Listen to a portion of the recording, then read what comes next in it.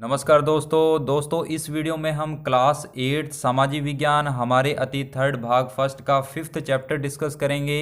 हालांकि इस चैप्टर की पहले एक वीडियो अपलोड हो चुकी है जिसके अंदर मैंने इसकी थ्योरी को डिस्कस किया था। आज के इस चैप्टर में यानी इस पार्ट में हम उसके इम्पॉर्टेंट क्वेश्चन आंसर को डिस्कस करेंगे। तो आइए इस वीडियो को शुरू करते हैं। अगर आपने इससे पहले का जो वीडियो है वो नहीं देखा तो इस वीडियो के डिस्क्रिप्शन में उसका लिंक दिया हुआ है, जहां से जा कर के आप डायरेक्ट उस वीडियो को देख सकते हैं। तो आइए इस वीडियो को जो इम्पोर्टेंट क्वेश्चन हैं वो पढ़ते हैं। सबसे पहले यानी कि 5th चैप्टर है जब जनता बगावत करती है, इसके कुछ इंपॉर्टेंट फैक्ट हैं जो बुक में दिए हुए हैं। तो पहले हम ये पढ़ लेते हैं। तो देखिए, सबसे पहले है कि ईस्ट इंडिया कंपनी की जो नीतियाँ थी उनका जो असर था सभी पे पड़ा, चाहे वो राजा हो, जनता हो, रानी हो, सभी पर इनका असर पड़ा।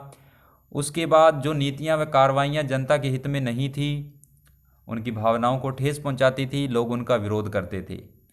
ठीक है। फिर है जो राजा थे या नवाब थे उनसे उनकी उपाधियां छीन ली गई, किनके द्वारा? अंग्रेज़ों के द्वारा। फिर है बहुत सारे राज दरबारों में रेजिडेंट तैनात किए गए।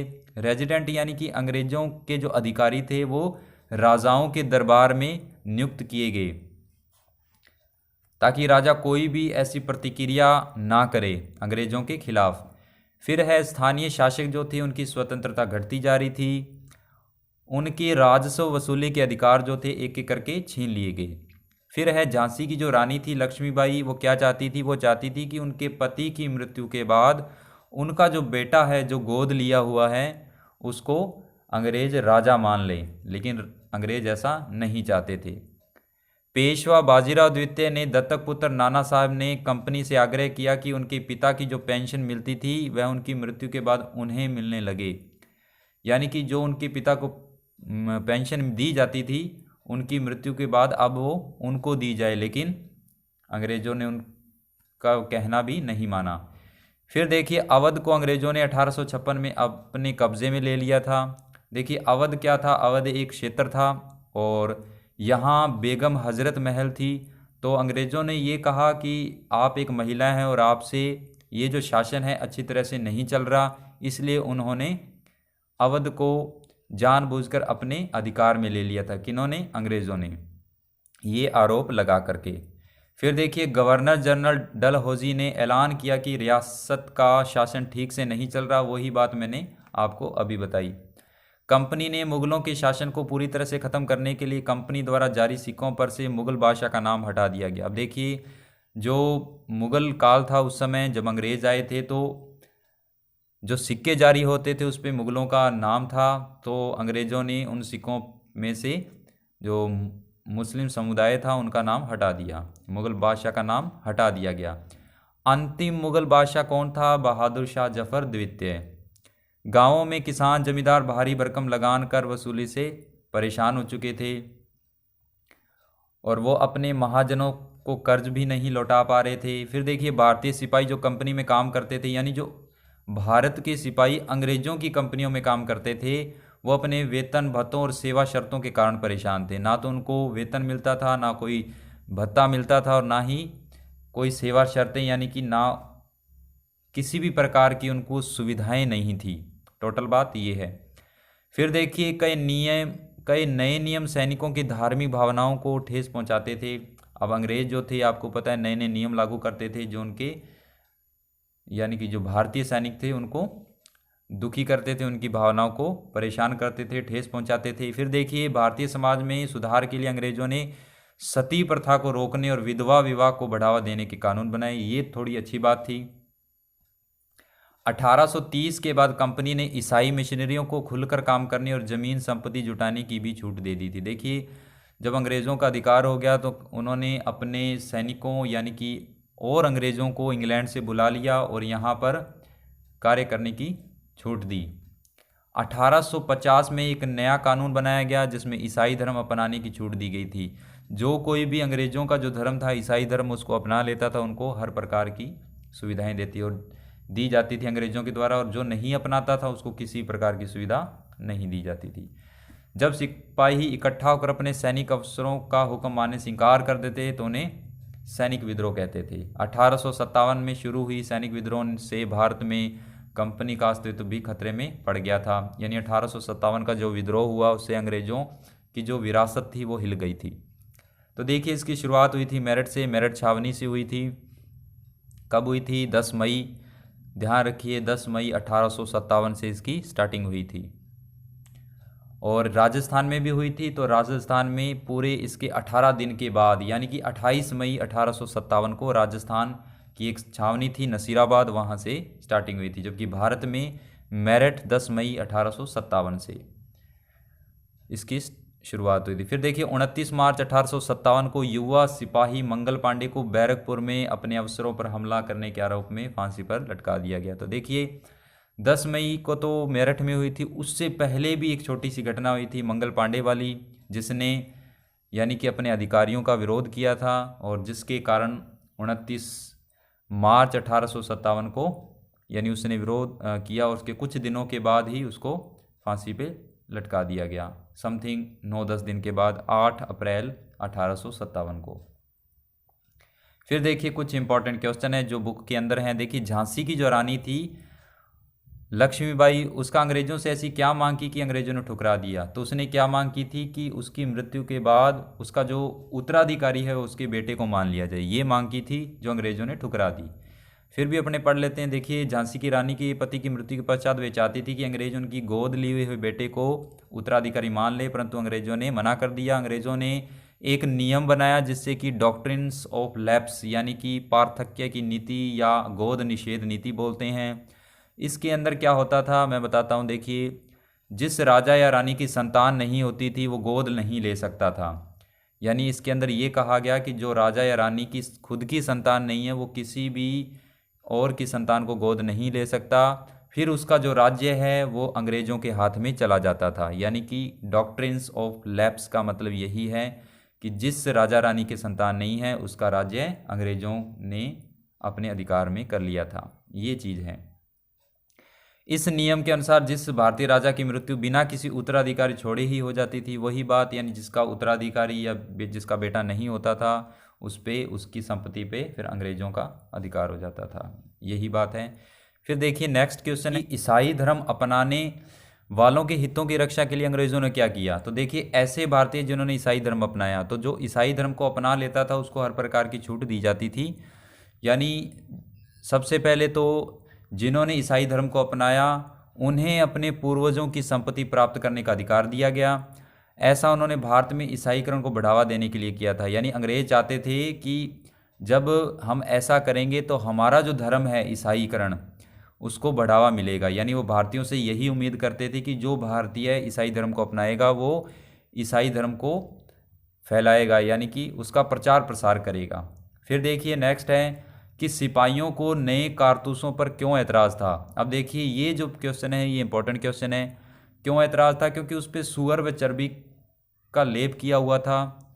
सूअर व चर्बी का लेप किया होने के कारण सिपाहियों को नए कारतूसों पर ऐतराज़ था। फिर भी पढ़ लेते हैं। देखिए अंग्रेजी हुकूमत के समय बंदूक में कारतूस लगाने के लिए सिपाहियों को कारतूस के ऊपर लगी खोल को पहले हटाना पड़ता था। यानी कि एक ऐसी खाल या खोल कह सकते हैं जिसको तोड़ने के बाद ही आप गोली चला सकते हैं, और वो तोड़ने के लिए आपको दांतों का इस्तेमाल करना पड़ता था। और किसी ने यह अफवाह फैला दी कि उसके ऊपर उस खोल को तोड़ने के लिए यानी कि जो खोल बनी हुई है उसमें सूअर व गाय का मांस चढ़ा हुआ है। तो आप जानते हैं कि गाय को हिंदू लोग पवित्र मानते हैं, वो ऐसा नहीं कर सकते। और सूअर जो है उसको मुस्लिम समुदाय जो है वो अपवित्र मानता है। तो दोनों के दोनों ने यानी कि इस चीज़ के लिए मना कर दिया। तो इसी बात से फिर 1857 की क्रांति का आगाज़ हुआ था आगे। फिर देखते हैं ऐसी खबर थी कि इन कारतूसों पर गाय व सूअर की चर्बी का इस्तेमाल होता था। इन चीज़ों से हिंदू मुस्लिम समुदायों की धार्मिक भावनाओं को ठेस पहुंची, जिनको सुनकर सिपाही भड़क गए और उन्होंने इसे इस्तेमाल करने से मना कर दिया था। फिर देखिए नेक्स्ट क्वेश्चन क्या है कि अंतिम मुगल सम्राट ने अपने आखिरी साल किस तरह बिताए थे? अंतिम मुगल सम्राट कौन था? बहादुर शाह जफर द्वितीय दिल्ली का शासक था 1857 की क्रांति में। उसे बंदी बना लिया गया और उसे रंगून भेज दिया गया। रंगून कहाँ है? वर्तमान में म्यांमार में है। वहाँ की जेल में भेज दिया गया। अपने जीवन के अंतिम दिन उसे वहाँ बिताने पड़े। ये उस दिन जो थे उसके लिए बहुत कष्टकारी थे। इसी जेल में रहते हुए 1862 में उसकी मृत्यु हो गई थी। फिर देखिए मई 1857 से पहले भारत में अपनी स्थिति को लेकर अंग्रेज शासकों के आत्मविश्वास के क्या कारण थे। देखिए मई 1857 से पहले अंग्रेजों को भारत में अपनी स्थिति को लेकर आत्मविश्वास काफ़ी बढ़ा हुआ था। जिसके क्या कारण थे, जिसके निम्न कारण थे। देखिए अंग्रेजों की सोच थी कि भारतीय सैनिक उनके विश्वसनीय हैं। अंग्रेज ये सोचते थे कि जो भारत के जो सैनिक हैं वो उनके हक में हैं। उसी के बल पर उन्होंने भारत में इतनी बड़ी ब्रिटिश साम्राज्य को खड़ा किया है। फिर वो सोचते थे कि बहुत सी लड़ाइयाँ जीतकर अंग्रेजों की झोली में दी है, यानी भारतीय सैनिकों ने बहुत सारी लड़ाइयाँ जीत करके उनको गिफ्ट के तौर पे अंग्रेजों को प्रदान की है। उन्हें भारतीय सिपाहियों पर पूरा यकीन था। फिर देखिए ये वे भी जानते थे कि कई स्थानीय जमींदार राजा उनके शासन का समर्थन भी करते हैं। ये चीज़ें थी जिसके कारण अंग्रेजों को भारतीय सैनिकों पर विश्वास था। फिर देखिए नेक्स्ट क्वेश्चन है कि बहादुर शाह जफर द्वारा विद्रोहियों को समर्थन देने से जनता और राज परिवारों पर क्या असर पड़ा। तो देखिए बहादुर शाह जफर ने विद्रोहियों को समर्थन देने से जनता और राज परिवारों पर निम्नलिखित असर पड़ा। सबसे पहला असर क्या है कि बहादुर शाह द्वारा विद्रोही सैनिकों के समर्थन से आम जनता उत्साहित हो गई, भड़क गई। अब उन्हें लगने लगा कि अंग्रेजी सत्ता को उखाड़ फेंका जा सकेगा, यानी कि उनको ये लगने लगा कि अंग्रेजी सत्ता को बाहर निकालने के लिए जो विद्रोही सैनिक थे, जो विद्रोह कर रहे थे 1857 की क्रांति में, उनको बहादुर शाह ने अपने यहाँ शरण दी थी। और जिसके कारण सभी लोगों को ये लगने लग गया कि अब अंग्रेज यहाँ से ख़त्म हो जाएंगे, लेकिन ऐसा नहीं हुआ। अंग्रेज़ों की नीतियों से रजवाड़े भी परेशान थे, राजा महाराजा भी परेशान हो चुके थे। अंग्रेज़ों ने कई नीतियों से कई भारतीय राजाओं के राज्यों को हड़प लिया, जिसमें अवध प्रमुख था। झांसी को भी इसी समस्या का सामना करना पड़ा। फिर देखिए कि बहादुर शाह के समर्थन की खबर से राज परिवारों में खुशी की लहर दौड़ पड़ी। उन्हें लगने लगा कि अब अंग्रेज की जो सरकार है वो ख़त्म हो जाएगी, उन्हें उनके जो सिंहासन था उनको वापस मिल जाएगा, लेकिन ऐसा नहीं हुआ। 1857 की क्रांति असफल हो गई थी। फिर देखिए नेक्स्ट क्वेश्चन है कि अवध के बागी स्वामियों से समर्पण करवाने के लिए अंग्रेजों ने क्या किया। जो भूमि के स्वामी लोग थे उनको आत्मसमर्पण करवा दिया अंग्रेजों ने। उसके क्या क्या कारण रहे होंगे, तो देखिए अंग्रेजों ने घोषणा की कि जो भूस्वामी ब्रिटिश राज के प्रति स्वामी भक्त रहेंगे, यानी जो भूमि के जो मालिक हैं वो अंग्रेजों के प्रति वफादार रहेंगे, उन्हें अपने ज़मीन पर पारंपरिक अधिकार का उपयोग करने की स्वतंत्रता बनी रहेगी, लेकिन जो ऐसा नहीं करेंगे उनसे उनकी भूमि छीन ली जाएगी। अंग्रेज़ों ने कई भूस्वामियों, राजाओं, नवाबों पर मुकदमे चलाए, उन्हें फांसी भी दे दी जिन्होंने उनके इस कहने को नहीं माना। फिर है जिन भूस्वामियों ने विद्रोह किया, यदि उन्होंने किसी गौर लोगों की हत्या नहीं की थी, गौर का मतलब गोरे लोगों की हत्या नहीं की थी, या आत्मसमर्पण करना चाहते थे, या उनकी सुरक्षा की गारंटी दी जाएगी और उनकी ज़मीन पर उनके दावे और अधिकार पर विरोध नहीं किया जाएगा। यानी ये अंग्रेज़ों ने कहा भूस्वामियों को कि जो उनका समर्थन करेंगे उनको तो सुविधाएं मिलेगी, और जो उनका समर्थन नहीं करेंगे उनको फांसी की सज़ा दी जाएगी। जो समर्थन करते थे उनको सुरक्षा की गारंटी दी जाती थी, और जो नहीं करते थे उनको फांसी की गारंटी दी जाती थी। तो इस चीज़ का आप ध्यान रखें। 1857 की जो बगावत थी उसके फलस्वरूप अंग्रेज़ों ने क्या क्या नीतियां बनाई और वो किस तरह से बदली, तो देखिए सबसे पहले शासकों को उनके क्षेत्र पर शासन करने के अधिकार को सुनिश्चित किया गया। उत्तराधिकारी के रूप में गोद लिए गए पुत्र को मान्यता दी गई। और उसके बाद यानी कि 1857 की क्रांति के बाद की घटना है ये, पहले नहीं है। यानी बाद में अंग्रेज़ों ने माना कि हमें कुछ अधिकार भारतीयों को देने चाहिए। ब्रिटिश सेना ने भारतीय सिपाहियों के अनुपात को कम किया, ब्रिटिश सिपाहियों को अनुपात को बढ़ा दिया। अब देखिए सेना में गोरखा, सिख, पठानों की भी संख्या बढ़ने लगी। मुसलमानों को संदेह और शत्रु की दृष्टि से देखा जाने लगा। अंग्रेज अब भारतीय रिवाज, धर्म आदि को मानने और सम्मान देने के लिए कार्यरत थे। जमींदार और भूस्वामी को प्रति जमीनों पर अधिकार को सुरक्षित बनाया गया। देखिए ये जो क्वेश्चन था ये 1857 की क्रांति के बाद की घटना का वर्णन कर रहा है, 1858 की बात कर रहा है ये, ठीक है। उसके बाद देखिए नेक्स्ट क्वेश्चन है कि झांसी की रानी लक्ष्मीबाई के बारे में और बताइए, और अपने समय की वो एक विलक्षण महिला क्यों थी। देखिए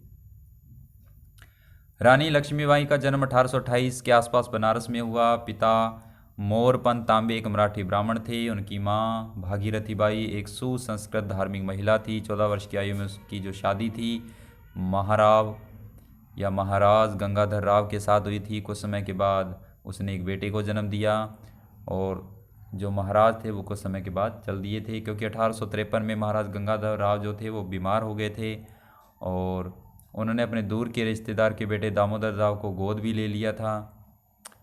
उसने अगले दिन ही महाराज की मृत्यु हो गई थी। तो देखिए, जब बीमार हो गए तो कुछ समय के बाद उनकी मृत्यु हो गई। तो देखिए रानी लक्ष्मीबाई एक विलक्षण महिला किस प्रकार से थी, क्योंकि उसके अंदर क्या क्या गुण थे वो देखिए। रानी ने दावा किया कि दामोदर राव उनका वैद्य उत्तराधिकारी है। अब देखिए, यानी कि वैलिड पुत्र है। वैद्य उत्तराधिकारी का मतलब है वैलिड पुत्र है। फिर है कि ब्रिटिश राज ने रानी के इस दावे को ठुकरा दिया और डॉक्ट्रिन्स ऑफ लैप्स के थ्रू उसकी जो हुकूमत थी, उसका जो राज्य था, उसको अपनी यानी कि अंग्रेजी सत्ता में मिला लिया। फिर देखिए, झांसी का किला छोड़ने को कहा गया। रानी लक्ष्मीबाई की सुरक्षा के लिए प्रतिबद्ध थी। अंग्रेज़ों के साथ युद्ध हुआ। अंग्रेज़ों ने एक सेना का निर्माण किया और जिसमें महिलाएं पुरुष दोनों थे। 2 सप्ताह तक अंग्रेज़ों के साथ युद्ध हुआ, जिसमें रानी ने अंग्रेजी सेना का बहुत ही दिलेरी से मुकाबला भी किया था, आप जानते हैं, और अंत में पराजित भी हुई थी और 1858 में हार गई थी और उन्हें मार दिया गया था।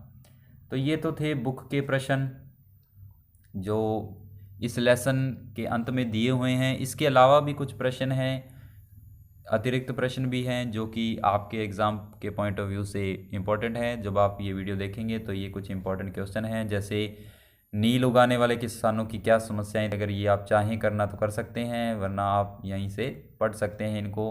फिर 1857 की क्रांति विफल क्यों हो गई, 1857 की क्रांति का मुख्य आधार क्या था, और अंग्रेज़ अफसर भारतीय, ये क्वेश्चन हो गए। फिर नेक्स्ट क्वेश्चन भी है कि 1857 की क्रांति के तात्कालिक कारण क्या थे, ये सुअर और चर्बी के मांस वाली कहानी है। ताइपिंग विद्रोह क्या था, और हांग जियोंग कौन था, किस बात के खिलाफ थे। ताइपिंग, ये कुछ इंपॉर्टेंट और क्वेश्चन है। ये अगर आप करना चाहें तो कर सकते हैं, वरना ना ही करें तो अच्छा, क्योंकि आपका जो लेसन है वो यहीं पर समाप्त हो जाता है। यहाँ तक ही आपका लेसन है। तो इस वीडियो में हमने इसके जो क्वेश्चन आंसर थे वो हमने डिस्कस किए, और मैं उम्मीद करता हूँ कि आज का जो वीडियो लेक्चर है आपको पसंद आया होगा। पसंद आया तो इस वीडियो को लाइक करें, ज़्यादा से ज़्यादा शेयर करें, और कमेंट्स में हमें ज़रूर बताएं कि ये वीडियो लेक्चर आपको कैसा लगा। इसी उम्मीद के साथ thank you for watching this video guys. See you the next video lecture. Take care and good bye.